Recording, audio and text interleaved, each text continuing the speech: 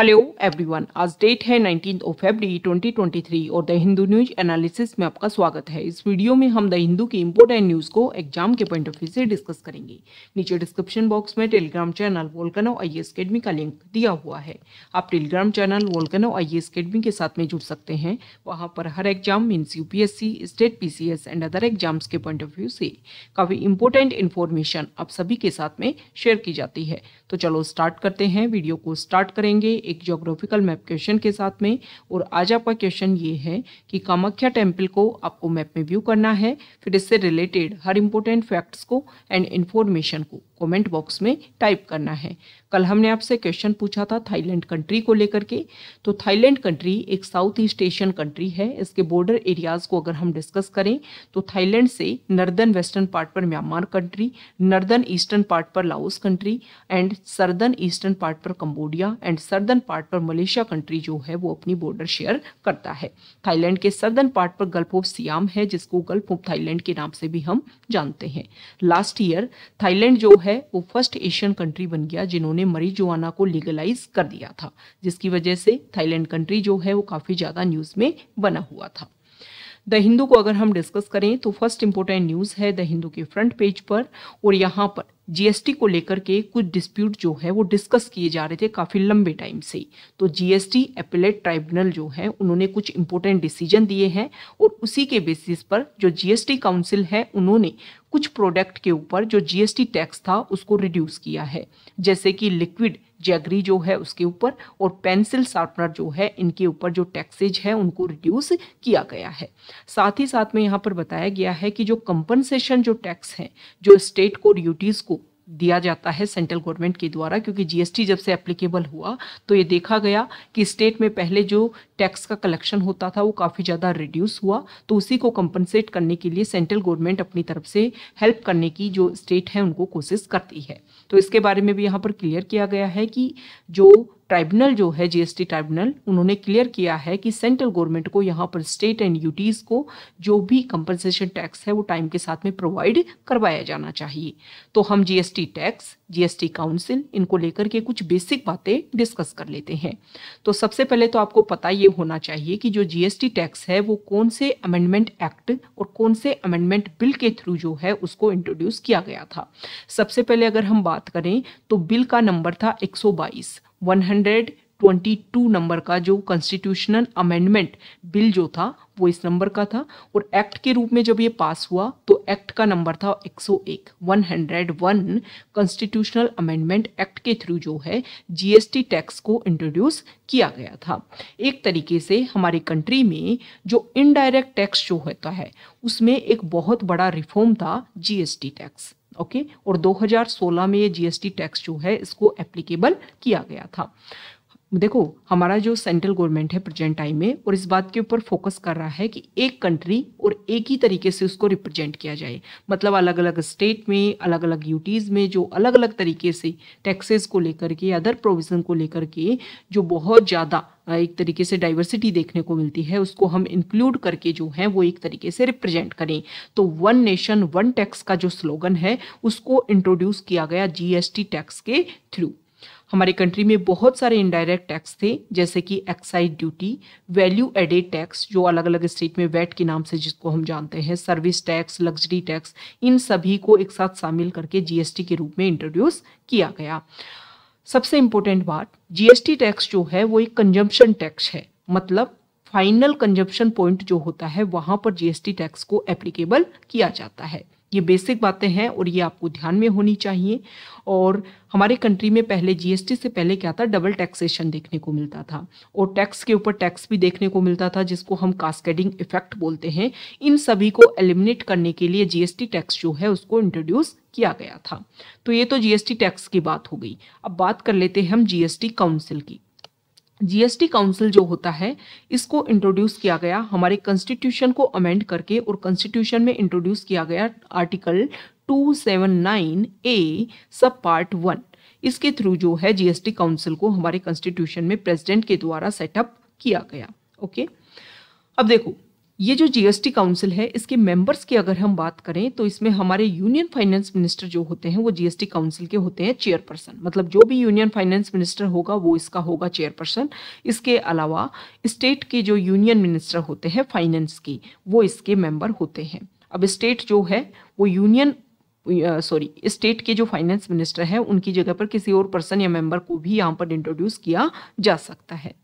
Main function क्या होता है इसका, इस काउंसिल का मेन फंक्शन ये होता है, हमारे कॉन्स्टिट्यूशन का आर्टिकल 279 इस बात के बारे में बोलता है कि यूनियन और स्टेट को लेकर के कुछ इंपॉर्टेंट इशू जैसे कि जीएसटी, गुड्स एंड सर्विसेज, जैसे कि और भी बहुत सारे जीएसटी से किस किस को एग्जेम्प्ट करना है, कौन कौन से लो जीएसटी को लेकर के बनाने हैं, उन सभी को रिकमेंडेशन देने का ये काम करता है जीएसटी काउंसिल। देखो लास्ट ईयर जो है वो जीएसटी काउंसिल न्यूज में रहा था। क्यों न्यूज में रहा था कि 2022 में सुप्रीम कोर्ट ने एक डिसीजन दिया। बहुत सारे स्टेट साउथ के, केरला, तमिलनाडु, उन्होंने इस बात को लेकर के सुप्रीम कोर्ट में रखा कि जीएसटी काउंसिल की जो भी रिकमेंडेशन है वो बाइंडिंग नहीं होनी चाहिए। स्टेट जो है उसको मानने के लिए, ऐसा नहीं है कि स्टेट को माननी ही पड़े, ऑब्लिगेटरी, मतलब एक तरीके से वॉलेंट्री लेवल पर होनी चाहिए, माने तो माने, ना माने तो ना माने, ओके, ऑब्लिगेटरी नहीं होनी चाहिए। तो यहाँ पर जीएसटी काउंसिल को लेकर के सुप्रीम कोर्ट ने बोला कि भाई आपकी जो रिकमेंडेशन है वो वॉलेंट्री है, वो बाइंडिंग नहीं है, ओके, क्योंकि हमारे कॉन्स्टिट्यूशन का आर्टिकल 246 जो है उसका सब पार्ट ए जो है वो ये बोलता है कि जो स्टेट लेजिस्लेचर है और जो पार्लियामेंट है उन दोनों के पास में पावर है जीएसटी को लेकर के लेजिस्लेट करने की, मतलब लॉ बनाने की पावर जो है वो दोनों के पास में है। जीएसटी काउंसिल की जो रिकमेंडेशन जो है वो स्टेट और सेंटर दोनों का एक कोलैबोरेटिव डिस्कशन है। तो सेंटर की जो बातें हैं वो स्टेट मानने के लिए यहाँ पर बाध्य नहीं है। आप ये नहीं बोल सकते कि आपको ये बात माननी ही होगी, ओके। तो ये जीएसटी काउंसिल के बारे में हमने डिस्कस कर लिया, जीएसटी टैक्स के बारे में हमने डिस्कस कर लिया। नेक्स्ट इंपॉर्टेंट आर्टिकल है यहाँ पर फ्रंट पेज पर ही, इसको अभी हम जो एफएक्यू पेज, आज संडे है और आप सभी को पता है एडिटोरियल और टेक्स्ट पेज नहीं आता, लेकिन पूरे वीक में जो न्यूज़ बहुत ज़्यादा इंपॉर्टेंट रही हैं, बहुत ज़्यादा न्यूज़ में रही हैं, उनको कुछ पॉइंट को एफएक्यू पेज पर ड्राइव किया जाता है। तो वहाँ पर भी हम डिस्कस करेंगे, कुछ बेसिक बातें हम यहाँ पर डिस्कस कर लेते हैं। एयर इंडिया जो है, उस एयर इंडिया ग्रुप ने ये डिसाइड किया है कि कुछ बड़े जो जंबो एयरप्लेन जो हैं उनको इंट्रोड्यूस वो करेंगे, और 470 एयरक्राफ्ट जो हैं उनका ऑर्डर दिया है एयर इंडिया ने। तो यहाँ पर ये बोला गया है कि हमारे इंडिया में अभी इंफ्रास्ट्रक्चर की, कार्बन जो क्रू जो होता है, केबिन क्रू जो होता है, पायलट जो होता है, उनकी संख्या काफ़ी कम है। तो इतने अगर एयरक्राफ्ट एयर इंडिया ऑर्डर कर रहा है तो हमें इंफ्रास्ट्रक्चर डेवलप करने के ऊपर भी फोकस करना चाहिए, ओके। नेक्स्ट इंपॉर्टेंट आर्टिकल है, पहले हम डिस्कस कर लेते हैं न्यूज़ पेज पर, और यहाँ देखिए, हाँ, ये तो मनरेगा स्कीम को लेकर के जो यूनियन मिनिस्टर हैं उन्होंने फिर से बोला है कि बार बार बजट में जो मनरेगा को लेकर के जो अलोकेशन किया गया है उसके बारे में बोला जा रहा है कि कम अलोकेशन किया जा रहा है। तो उन्होंने लास्ट जो गवर्नमेंट थी, मतलब एनडीए से पहले जो यूपीए गवर्नमेंट ने गवर्न किया, तो उनसे उन्होंने कंपैरिजन किया है कि उनसे अगर हम कंपैरिजन करें तो हमने बहुत ज़्यादा यहाँ पर जो है वो इंट्रोड्यूस किया है, मनी इन्वेस्ट कर रहे हैं मनरेगा स्कीम में।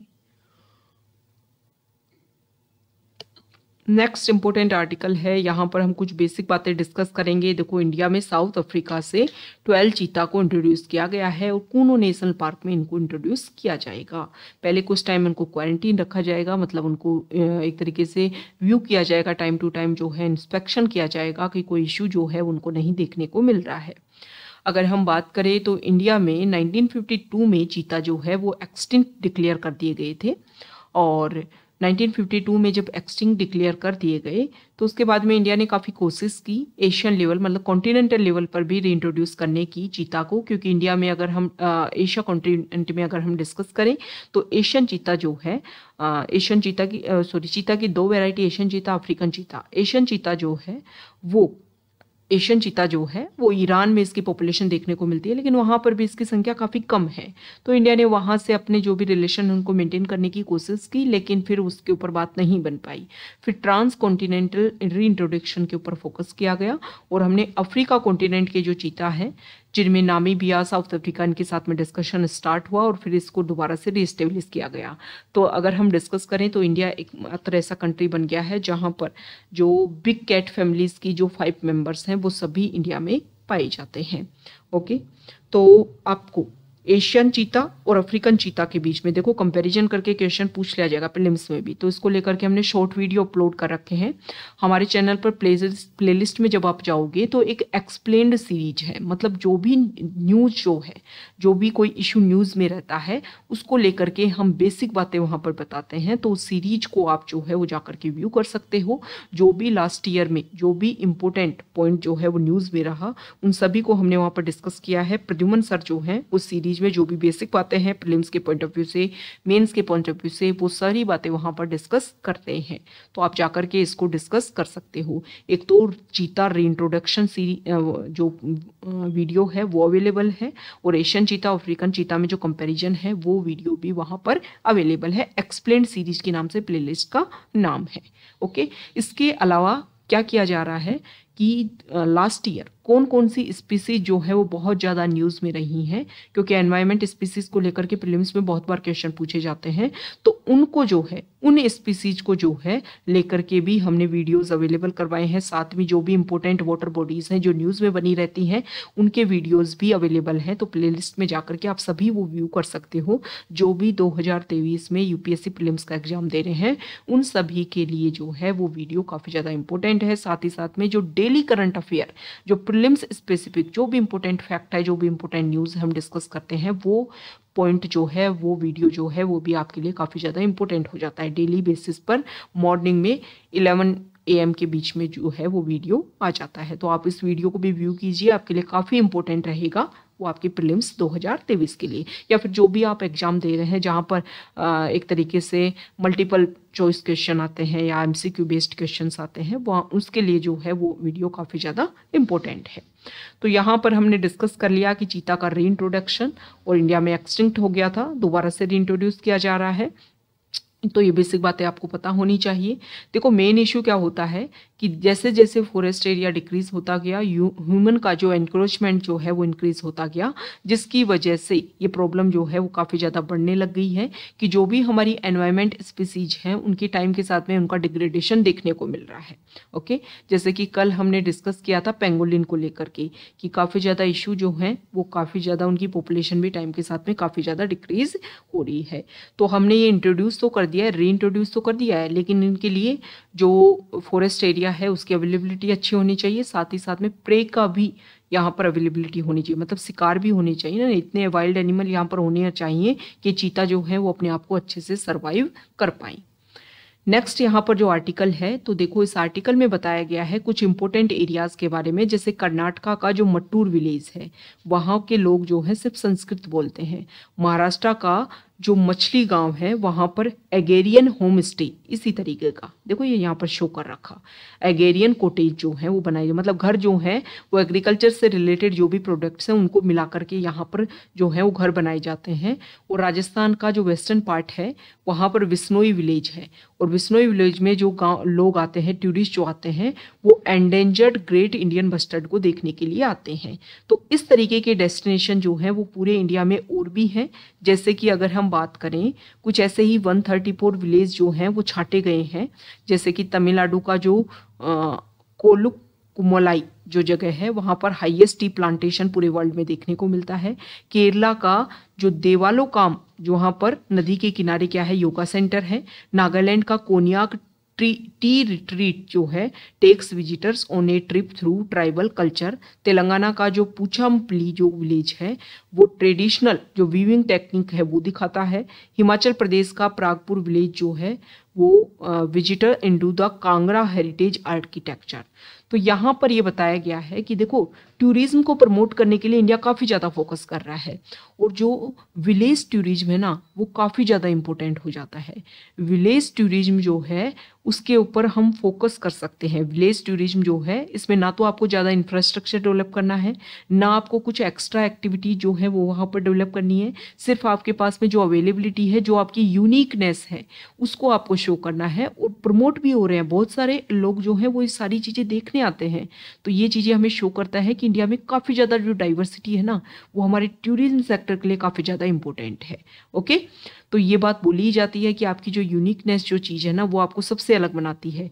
और ये तो बोलते हैं कि भारत जो है वो गाँव में बसता है, और वही चीज़ जो है वो हमें आगे लेकर के जाएगी। वही पॉइंट जो है वो हमारे रेवेन्यू को काफ़ी जनरेट करेगी। पूरे वर्ल्ड में जो है वो हमें एक स्पेशल जो जगह है वो दिलवाएगी। और ये सारी चीज़ें जो हैं इनको हम और अच्छे से डेवलप कर सकते हैं मनरेगा स्कीम के तहत। जो भी स्टेट, जो भी विलेजेस जहाँ पर कुछ एक्स्ट्रा क्वालिटी है, उनको हम डेवलप कर सकते हैं।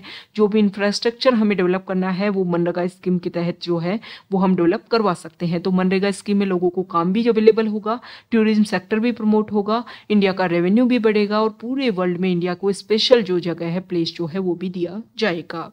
ओके, तो यहाँ पर देखो मनरेगा काफ़ी न्यूज़ में है। कल हमने डिस्कस भी किया और आर्टिकल और एक कमेंट आया, कमेंट में बोला गया कि क्या हम डेली मेंस बेसिस एक क्वेश्चन जो है वो डिस्कस कर सकते हैं। तो देखो, आप कमेंट बॉक्स में बताओ अगर आपको लगता है कि डेली बेसिस पर हम जो करंट में, उस कमेंट में बोला गया था करंट बेसिस पर कोई भी इवेंट जो न्यूज़ में है उसको लेकर के हम मेंस का क्वेश्चन क्या डिस्कस कर सकते हैं। तो बिल्कुल हम डिस्कस कर सकते हैं। हम जो भी इंपॉर्टेंट पॉइंट न्यूज़ में रहे हैं और जो बार बार, जैसे मनरेगा स्कीम अगर आप डिस्कस करोगे तो लास्ट 1 ईयर में काफ़ी ज़्यादा न्यूज़ में रहा है। ओके, इसी तरीके के आर्टिकल कि जैसे कि चीता को रीइंट्रोड्यूस किया जा रहा है, दोबारा से न्यूज में है। तो प्रीलिम्स में कैसे क्वेश्चन, मेंस में कैसे क्वेश्चन, ये हम डिस्कस कर सकते हैं। तो आप कमेंट बॉक्स में बताओ कि क्या इस तरीके का इनिशिएटिव जो है वो हम द हिंदू जो डिस्कशन होता है उसमें इंट्रोड्यूस करें या ना करें, कहाँ पर डिस्कस करें, वीडियो के लास्ट में डिस्कस करें, या जो भी आपके सजेशन है वो आप दे सकते हो। हम उसमें क्या होगा, जो क्वेश्चन है वो आपको देंगे, वो आपको आंसर आप लिख करके दे सकते हो, टेलीग्राम पे हमें सेंड कर सकते हो, और उसका जो हम एक स्ट्रक्चर जो है वो आपके साथ में डिस्कस करेंगे। डेली बेसिस पर एक क्वेश्चन और उसका जो स्ट्रक्चर है वो हम डिस्कस करेंगे कि किस तरीके से आप इसका आंसर जो है वो लिख सकते हो, किस तरीके से इस आर्टिकल को शुरुआत कर सकते हो इस आंसर को, और कैसे कैसे मेन पॉइंट्स जो है वो आप इसमें लिख सकते हो। वे फॉरवर्ड में आप क्या क्या पॉइंट इसमें इंट्रोड्यूस कर सकते हो। ओके, तो ये काफ़ी इंपॉर्टेंट पॉइंट है। ये कुछ विलेजेस के जो नाम है वो आपको ध्यान में होने चाहिए। नेक्स्ट यहाँ पर रोडोडेंड्रोन जो है, जिसकी जितनी भी इंडिया में टोटल पार्ट जो पाया जाता है उसका 1/3 पार्ट जो है वो दार्जिलिंग और सिक्किम हिमालयस वाले रीजन में पाया जाता है। 34% टोटल रोडोडेंड्रोन का जो पार्ट है उसका 34% जो है वो यहाँ पर पाया जाता है। तो यहाँ पर ये बताया गया है कि इनकी संख्या जो है वो टाइम के साथ में कम हो रही है। क्यों कम हो रही है? क्योंकि ज़्यादा से ज़्यादा हिमालयन रीजन में आप देख रहे हो कि कंस्ट्रक्शन एक्टिविटी ज़्यादा बढ़ गई है, ह्यूमन का एंट्रेंस जो है वो ज़्यादा बढ़ गया है, ट्रैकिंग साइट्स के रूप में डेवलप किया जा रहा है, जिसकी वजह से ये सारा जो इशू है वो डिक्रीज हो रहा है। तो यहाँ पर बताया गया है कि इनकी पॉपुलेशन को, इनकी संख्या को हमें अगर बनाए रखना है तो हमें कुछ एक्स्ट्रा इनिशिएटिव जो है वो लॉन्च करने होंगे। यहाँ पर बात किया गया botanical survey of India. Botanical survey of India ने ये सारी रिपोर्ट जो है वो रखी है। आप कमेंट बॉक्स में बता दोगे कि बोटनिकल सर्वे ऑफ इंडिया कब एस्टेब्लिश किया गया था और उसका हेडक्वार्टर कहाँ पर है। फॉरेन पेज पर अगर हम डिस्कस करें तो देखो, चाइना में जो विमेन की जो संख्या है, गर्ल की जो संख्या है वो काफ़ी ज़्यादा कम हो गई है, जिसकी वजह से मैन जो है वो काफ़ी बड़ी संख्या में डाउरी दे रहे हैं मैरिज करने के लिए। तो यहाँ पर ये बताया गया है कि ये सारा इम्बैलेंस जो है वो एक लंबे टाइम तक, जो इनकी स्ट्रिक्ट पॉलिसी देखने को मिली, 1 चाइल्ड पॉलिसी, जिसमें लोगों ने सन के ऊपर ज़्यादा प्रेफरेंस दिया, और इसकी वजह से डॉटर की जो संख्या है, गर्ल की जो संख्या है वो काफ़ी कम हो गई, जिसकी वजह से प्रॉब्लम हो रही है। अभी उन्होंने काफ़ी लूजन किया है अपनी पॉलिसी को, और इसकी वजह से भी अगर हम, जो उनकी स्ट्रिक्ट पॉलिसी रही जिसकी वजह से उनकी जो पॉपुलेशन है उनमें शार्पन तरीके से कॉन्ट्रैक्शन देखने को मिला है। और इस साल जो है इंडिया सरपास कर जाएगा चाइना को पॉपुलेशन के बेसिस पर, और ये एक इशू है जिसकी वजह से वहाँ की जो सोसाइटी है उसमें इम्बैलेंस जो है वो क्रिएट हो रहा है। तो इस तरीके की जो स्ट्रिक्ट पॉलिसी है उसके ऊपर ना सिर्फ इंडिया बल्कि अदर कंट्रीज को भी फोकस करना चाहिए कि इस तरीके की स्ट्रिक्ट पॉलिसी की वजह से प्रॉब्लम जो है वो काफ़ी ज़्यादा क्रिएट होती है। नेक्स्ट जो आर्टिकल है, देखो हमने देखा कि कोविड आउटब्रेक हुआ, उसके बाद में डब्ल्यूएचओ ने क्यों आउटब्रेक हुआ इसके रीजन ढूंढने की कोशिश की। डब्ल्यूएचओ की टीम चाइना गई, वुहान प्रोविंस को उन्होंने एक्सप्लोर किया, जो जो पॉइंट रखे गए। ओके, तो एक क्लियर इंडिकेशन जो है वो यहाँ पर नहीं देखने को मिला था कहाँ से आउटब्रेक हुआ है। उसके बाद में साइन दिए गए कि अब डब्ल्यूएचओ द्वारा जो है वो दोबारा रिसर्च नहीं करेगा कोविड के आउटब्रेक को लेकर के। लेकिन डब्ल्यूएचओ ने अभी साइन दिए हैं कि हम जो हैं वो रेगुलर, हमने कभी बंद ही नहीं किया था ये प्रोजेक्ट, हम रेगुलर क्यों कोविड का आउटब्रेक हुआ इसके पॉइंट को डिस्कस करने के लिए, इसके ओरिजिन को पता लगाने के लिए हम रेगुलर कोशिश कर रहे हैं। नेक्स्ट यहाँ पर जो आर्टिकल है वो एवियन इन्फ्लुएंजा को लेकर के है कि देखो एवियन इन्फ्लुएंजा की अगर हम बात करें तो पूरे वर्ल्ड में इसके केसेस काफ़ी अलग अलग एरिया में देखने को मिलते हैं। जैसे कि यहाँ पर स्कॉटलैंड का जो एक आइलैंड एरिया है जहाँ पर नर्दर्न गैनेट कॉलोनी देखने को मिलती है, वर्ल्ड की लार्जेस्ट नर्दर्न गैनेट कॉलोनी यहाँ पर देखने को मिलती है। तो यहाँ पर एवियन इन्फ्लुएंजा बर्ड फ्लू जिसको हम बोलते हैं वो देखने को मिला, जिसकी वजह से काफ़ी ज़्यादा नुकसान हुआ। ना सिर्फ यहाँ पर बल्कि यूके वहाँ पर भी काफ़ी बड़ी संख्या में जो बर्ड्स हैं उनकी संख्या जो है वो लॉस हो गई, मतलब उनकी डेथ हो गई। इंडिया जो है वो पूरे वर्ल्ड में यहाँ पर एग प्रोड्यूसर है, फास्टेस्ट ग्रोइंग, मतलब सबसे ज़्यादा पूरे वर्ल्ड में एग प्रोड्यूसर जो है, एग प्रोड्यूस जो है वो इंडिया में किए जाएंगे। लेकिन हमारे यहाँ पर एवियन इन्फ्लुएंजा मतलब बर्ड फ्लू को वैक्सीनेटेड करने के लिए, मतलब जो भी हमारे बर्ड्स हैं उनको एक तरीके से पोल्ट्री बर्ड्स जो हैं उनको वैक्सीनेटेड करने के लिए कोई भी काम नहीं किया जा रहा है। ये जो पॉपुलेशन है इससे अगर हम लास्ट कुछ टाइम से देखें तो इंडिया भी जो है वो काफ़ी ज़्यादा इफेक्टेड हुआ है। और देखो जो भी एक्वेटिक बर्ड्स होते हैं, जो भी उनका एक्सेट्रा जो भी होता है उसकी वजह से, साथ ही साथ में अगर कोई बर्ड जो है उसकी डेथ हो जाती है तो उसका जो एक्सक्रेटा हो जाता है, उसका जो कैरेकस होता है उसमें भी अवेलेबिलिटी रहती है काफ़ी लंबे टाइम तक इस वायरस की। अब देखो बर्ड फ्लू जो है इसके केसेज अलग अलग एरिया में बहुत ज़्यादा देखने को मिल रहे हैं, तो हमें सर्विलेंस करना चाहिए कि क्या ह्यूमन टू ह्यूमन जो ट्रांसफ़र है वो भी इसमें हो सकता है। ह्यूमन इन्फेक्शन के ऊपर जो है हमें से इसको फोकस करना चाहिए ताकि जो है वो एक बड़े इशू के रूप में सामने ना आए। ओके, नेक्स्ट इंपॉर्टेंट आर्टिकल है, देखो यहाँ पर एक मीटेरोइड जो है वो गुजरात का एक एरिया वहाँ पर आकर के गिरते हैं। गुजरात का जो साबरकाठा जो जगह है, बनासकाठा, वहाँ पर ये मीटेरोइड जो है इसके 2 पार्ट आकर के गिरते हैं। अब ये जो मीटेरोइड है इसको आपको देखना है, यहाँ देखिए ओबराइट्स है ये मीटेरोइड, और ओबराइट्स क्या होते हैं, एक तरीके से इग्नियस रॉक होते हैं। हमारे अर्थ में इसकी अवेलेबिलिटी नहीं है, ऐसा बोलते हैं कि ऑक्सीजन पुअर कंडीशन में ये जो रॉक्स हैं इनका फॉर्मेशन देखने को मिलता है। और इन मीटेरोइड में बहुत सारी वैरायटी जो है एक्सोटिक मिनरल्स की देखने को मिलती है जो अर्थ पर नहीं पाए जाते हैं। ये बात आपको ध्यान में रखने हैं। The mineral heideite was first described in the Basti meteoroid. अब ये इस तरीके का जो ओबेस्टिस जो है वो ओबराइट्स जो है, ऐसा नहीं है कि पहली बार ही अर्थ पर आया है। हमारे इंडिया में लास्ट 170 ईयर्स में अगर हम देखें तो सेकंड ओबराइट मीटेरोइड जो है वो इंडिया में पाया गया है। इससे पहले भी जो है वो 1852 में उत्तर प्रदेश का जो बस्ती है वहाँ पर ये ओबराइट देखने को मिला था। और पूरे वर्ल्ड में जो है वो ओबराइट्स जो है वो 12 लोकेशन में 1836 से अब तक अगर हम देखें तो 6 बार तो यूएस में और भी अलग अलग जगह पर जो है ये ओबराइट जो हैं वो अर्थ पर आए हैं। तो इसको लेकर के अब रिसर्च किया जाएगा, पता लगाया जाएगा जो हमारा अर्थ है, जो हमारा यूनिवर्स है उसको डिटेक्ट करने में काफ़ी इम्पोर्टेंट रोल प्ले करेगा। ओके, FAQ पेज पर हम डिस्कस कर लेते हैं। तो यहाँ पर सबसे पहले तो वही हम आर्टिकल डिस्कस करेंगे कि एयर इंडिया ने इतना ऑर्डर क्यों किया है। तो देखो यहाँ पर कुछ बेसिक बात रखी गई है कि अभी इंडिया में अगर हम बात करें तो डेली बेसिस पर यहाँ देखिए 2,30,00,000 पैसेंजर जो है वो डेली ट्रेन ट्रैफिक जो है, डेली ट्रेन ट्रैफिक जो है उसको यूज़ करते हैं। और डेली एविएशन बेसिस पर अगर हम डिस्कस करें तो 3,60,000 पैसेंजर जो है वो डेली एविएशन को यूज़ करते हैं। It said a little over A 1% shift would double the aviation market. अगर जो है ये बताया गया है कि देखो आने वाले टाइम में एविएशन सेक्टर जो है वो काफ़ी ज़्यादा क्या होगा, इंक्रीज होगा। तो एयर इंडिया इसके ऊपर फोकस कर रहा है कि पहले से वो अपने आप को प्रिपेयर रखे, जो भी इंफ्रास्ट्रक्चर डेवलप करना है, जो भी उनको क्रू मेंबर्स की अवेलेबिलिटी चाहिए, जो पायलट्स की चाहिए, इसके ऊपर फोकस करें। साथ ही साथ में यहाँ पर बताया गया है कि हमारे इंडिया में बार बार बहुत सारी रिपोर्ट पब्लिश हुई है, उसमें बताया गया है कि आने वाले टाइम में इंडिया में जो एयर सेक्टर है, एविएशन सेक्टर जो है, वो काफ़ी ज़्यादा डेवलपमेंट स्टेज में आएगा, बहुत सारा इसका यूज़ किया जाएगा। और इसके ऊपर जो है, क्योंकि टाइम कंज्यूमिंग होता है, अदर आप जो भी आपके एक तरीके से ट्रांसपोर्ट जो व्हीकल्स होते हैं उनका आप यूज़ करते हो, तो काफ़ी ज़्यादा लॉन्ग टर्म होता है। एविएशन के थ्रू जो है वो आप काफ़ी कम टाइम में जो है एक जगह से दूसरी जगह पहुंच सकते हो, तो इसका बूम आने वाला है। इसीलिए जो है इसके ऊपर फोकस किया जा रहा है एयर इंडिया के द्वारा। नेक्स्ट यहाँ पर जो आर्टिकल है, देखो अभी जो हिंडनबर्ग जो शॉर्ट सेलिंग कंपनी है उसकी जो रिपोर्ट आई, जिसकी वजह से अडानी ग्रुप काफ़ी ज़्यादा न्यूज़ में रहा। अडानी ग्रुप के जो शेयर जो है वो काफ़ी ज़्यादा डिक्रीज़ हुए, जिसकी वजह से जो इन्वेस्टर हैं उनको काफ़ी ज़्यादा नुकसान उठाना पड़ा।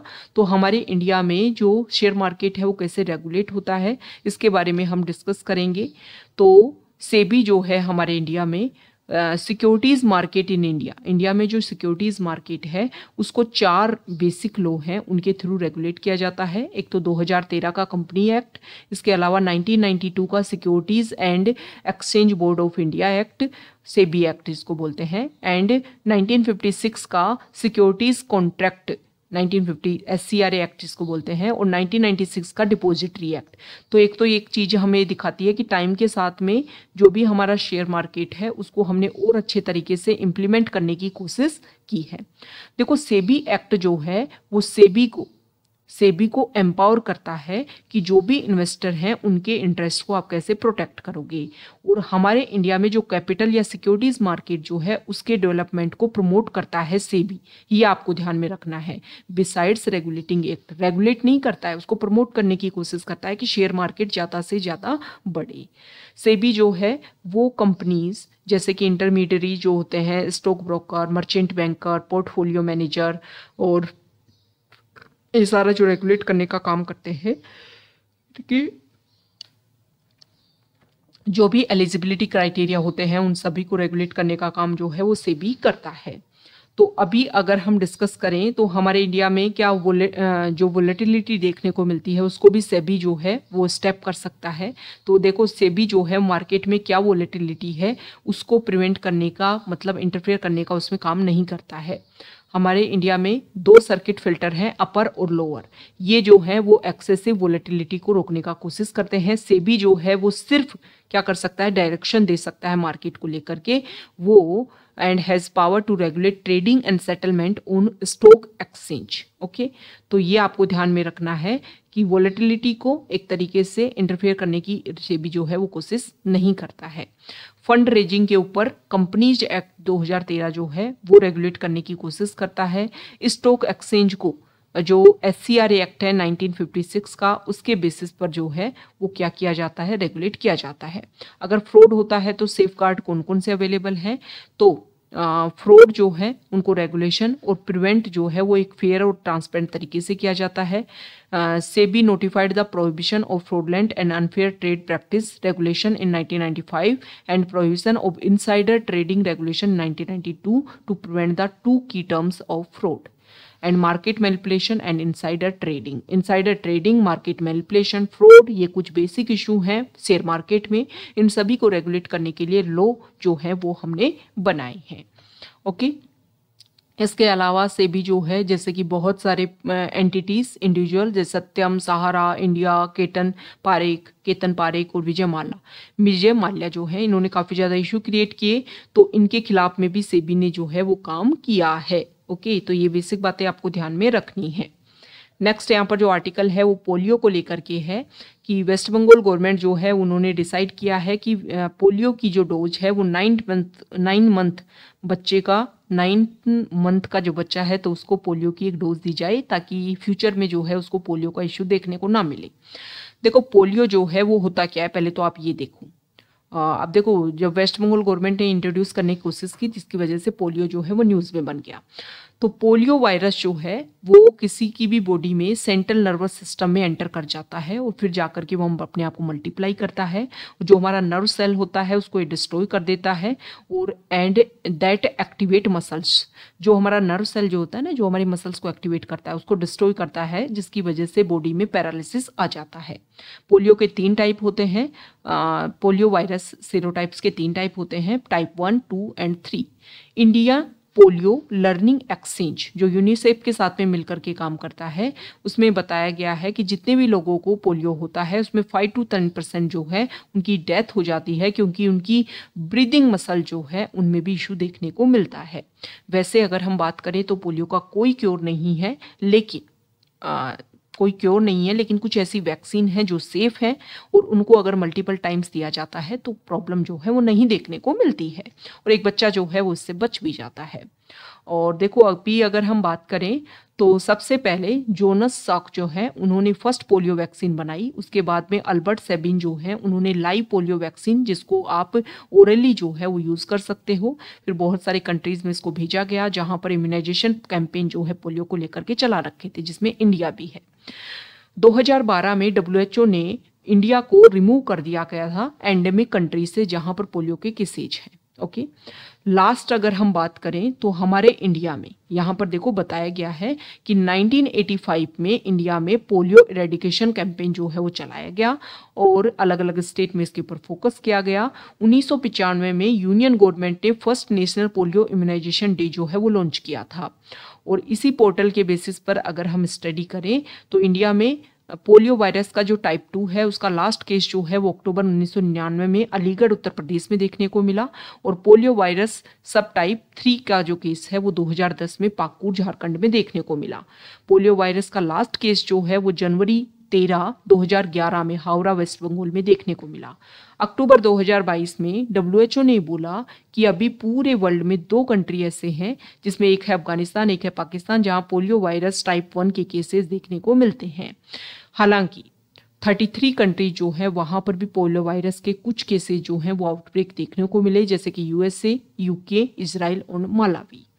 अभी प्रेजेंट टाइम में पोलियो को लेकर के क्या है कि देखो last year London, New York, Jerusalem वहाँ के वेस्ट वाटर को जब वॉच किया गया, जो भी वेस्ट वाटर निकलता है सिटीज से, रूरल एरिया से, उनको टाइम टू टाइम डिटेक्ट किया जाता है कि कौन कौन सी बीमारियों के ट्रेसेस जो हैं वो देखने को मिल रहे हैं, क्योंकि ह्यूमन एक्सेट्रा ये सब कुछ वहाँ से निकलता है तो उसमें डिटेक्ट किया जाता है। तो पोलियो के टेस्ट देखने को मिले तो इसके बारे में बताया गया है कि देखो पोलियो वायरस टाइप 2 जो है जब उसको 1999 में कम्प्लीटली इरेडिकेट कर दिया गया था पूरे वर्ल्ड में और फिर भी 16 साल तक वैक्सीन दी गई, फिर उसके केसेस जो हैं वो कैसे, उसका जो ट्रेसेस जो है वो कैसे देखने को मिले हैं, तो इसी के बेसिस पर ये बताया गया है कि हमें जो है क्या करना चाहिए, कोशिश की जानी चाहिए।